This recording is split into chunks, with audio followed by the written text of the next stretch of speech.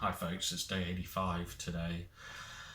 And today I think I want to talk about my Alpha-Stim machine. So that's the thing that I got like just over a month ago. It's like a device that you connect to your earlobes and it runs kind of like a small electrical current through your ears and into your brain. It's supposed to stimulate alpha waves, which, resets your brain waves effectively, and it's supposed to help treat depression and anxiety. So the kind of literature I've read and the reviews I've seen and the instructions, it all kind of states that you should see results within 3 to 4 weeks. So I've been using it now for just over 4 weeks, every day, most of the time for an hour every day. There was a few instances where I only did 20 minutes here or there. But generally, yeah, for most of the time I've been using it for an hour every day. And I just wanted to do a quick video to talk about the kind of experience of using the Alpha-Stim, because it was something that was recommended to me by my psychiatrist. He had a colleague who'd seen really good results using the Alpha-Stim. And it's so kind of like new and kind of recognised at the moment that you have to kind of buy it yourself. It's not covered by any kind of NHS treatment or even under private health insurance or anything like that. So I had to actually buy it myself, and brand new, I think they go for between £500 and £700-800 for the Alpha-Stim device. And as you know, if you've been watching my videos, I managed to bag one off eBay for like 220 quid. So yeah, I thought that was a bit of a steal. So like I said, I've been using it for over a month now, and I'm past that kind of limit where it said 3 to 4 weeks for results. And yeah, I'm not sure, it's a bit of a mixed bag, I think, results wise.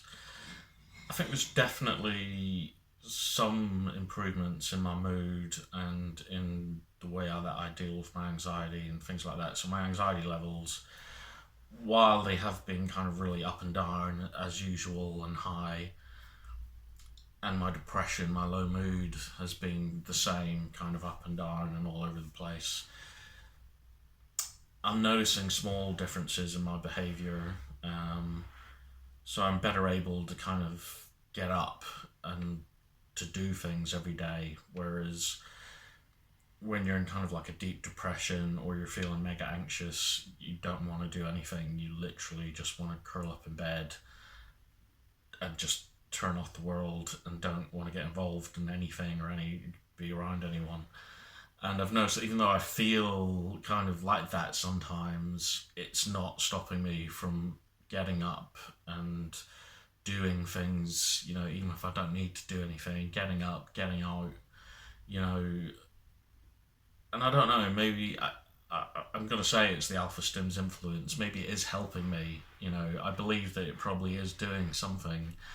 Ultimately, it's not, I don't think, the answer for me. And that's kind of because I've come to the realisation recently that, when I was first kind of hospitalised and after I left hospital, I was desperate to kind of find a way through my depression, find a cure, find the answer, find whatever it was I needed to find that would get rid of it. So I was doing all sorts of stuff. I was carrying on with my therapy. I was doing alternative therapies. I was getting reflexology, acupuncture, sound baths, sensory deprivation tanks. I was doing all sorts of crazy random stuff, thinking that, maybe something would like make me click and it would just get rid of my depression and my anxiety. And I think I've come to the conclusion over the last 2 years that, as hard as it is to accept, there isn't kind of like a magic pill or a magic method that's gonna cure my depression and anxiety. And it's a hard realization to come to, because anyone who does have this illness, because it is an illness ultimately, of course you want to be cured, of course you don't want to have it for the rest of your life. But unfortunately, yeah, until now, there hasn't really been any kind of magic. You know, there's nothing that cures it. There's no cure for depression. There's no cure for anxiety. You can kind of treat the symptoms almost. So it's like any, the majority of illnesses, like the medications that are available, they're not designed to cure anything. They're not designed to get rid of the underlying problems. They're all kind of there to alleviate the symptoms. So you look at things like, diabetes, for example. Insulin doesn't cure diabetes. It doesn't get rid of it. It just, it alleviates the symptoms. It treats the symptoms of diabetes. So you're still going to be diabetic no matter how much insulin you take for the rest of your life. And it's the same with, depression and anxiety. It's an illness that isn't going to go away on its own. And even with medication, I've spoken before about how, medication may not be the ultimate answer, but it does help. Because antidepressants, they don't cure depression, they just help you, they alleviates the symptoms of depression. So rather than being completely closed off from the world, antidepressants can help you kind of balance and able to function, but it doesn't stop you feeling depressed. It doesn't stop you feeling the anxiety. It's still there.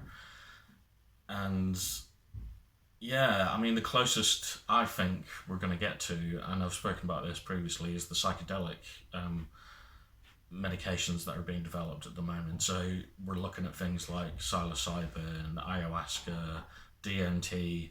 I think that is as close as we're ever going to get to a proper kind of cure for depression and anxiety. And the reason why I think that is because, those psychedelic substances, they work on like your perceptions and how you like interact with your own mind. It's kind of like it's changing the way that you think, and I think ultimately that is the only way to get past depression and anxiety. And as much as I think there is a biological and physiological aspect to the illness, ultimately it's a psychological illness. So you can take antidepressants which boost your serotonin levels, and you can like kind of do Alpha-Stim, so you're having an electrical current pass through your brain to kind of reset your brain waves. But ultimately, if you still have the same negative core beliefs and the same thoughts that have got you into that situation in the first place, like mind over matter, your mind has altered. And that's covered in the book that I mentioned in one of my other videos. The body keeps the score. Your body keeps the body keeps the score. Where it's kind of proving that physical and mental trauma can lead to serious physiological effects. So your mind can alter your body chemistry in ways that aren't very good. And I think as good as all these kind of therapies, any kind of therapy which helps, ultimately, if you still have those same, like I say, the same negative core beliefs and the same, those same thought processes, that, that same negative conditioning, if that's still the same, if it's the same bad programming that's going on and round and cycling around in your brain, doesn't matter how many times you reset your brain patterns or how much electrical current you pass through your brain, no matter how many alpha waves you get, as long as you're still thinking negatively and thinking those same negative thought processes and getting into those same kind of self-critical schemas and maladaptive coping mechanisms, as long as you keep falling back on that, it doesn't matter how many times or how much you help yourself, you're going to end up damaging yourself the exact same way over and over and over and over again.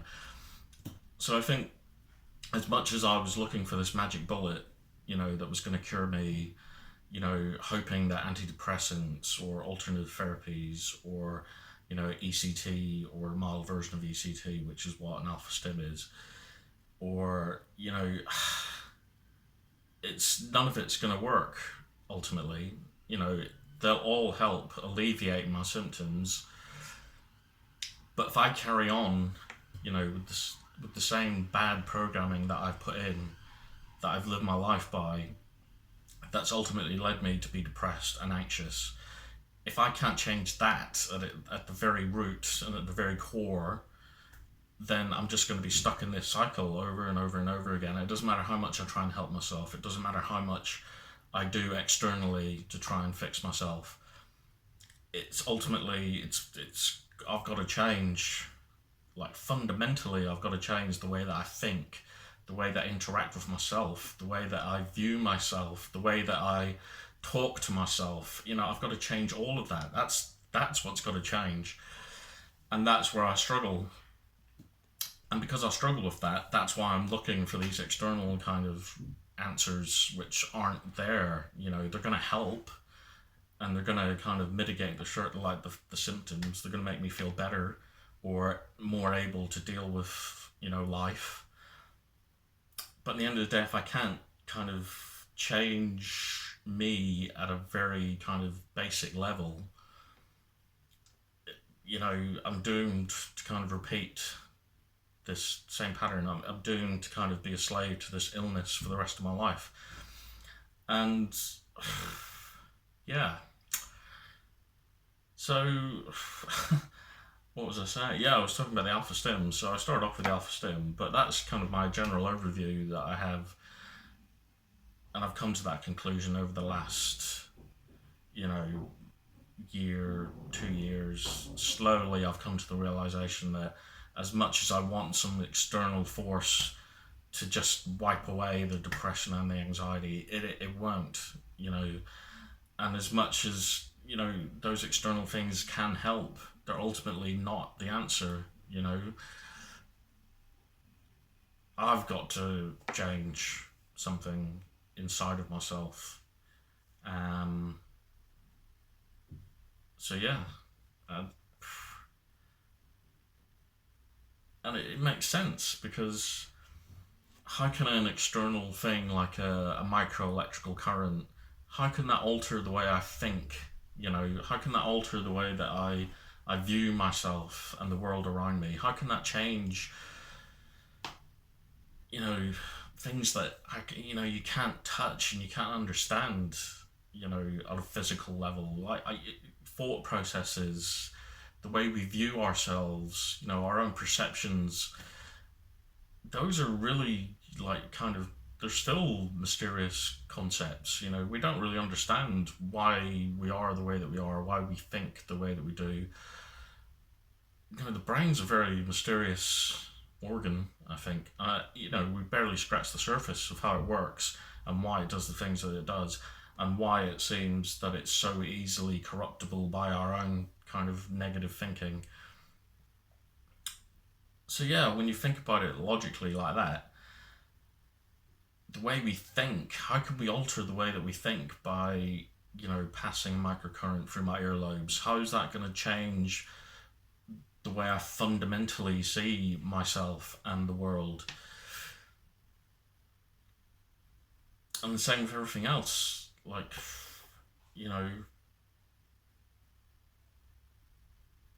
It's a really it's a scary thought that, there's something intangible there that can't be kind of understood, it can't be seen, it can't be analysed, it can't be tested. It's just something really intangible and untouchable, and it's, but it's fundamentally who we are. It makes us who we are and what we are and how we, make decisions in life. And yet we don't understand the mechanisms that make it work. That's quite scary. And, as much as I'm trying to change the way that I think and the way that I feel about myself, it's not easy. It really isn't an easy concept to grasp, and it's not an easy concept to put into place. But I think ultimately that's where the answer lies. It lies in, figuring out how to do that, how to touch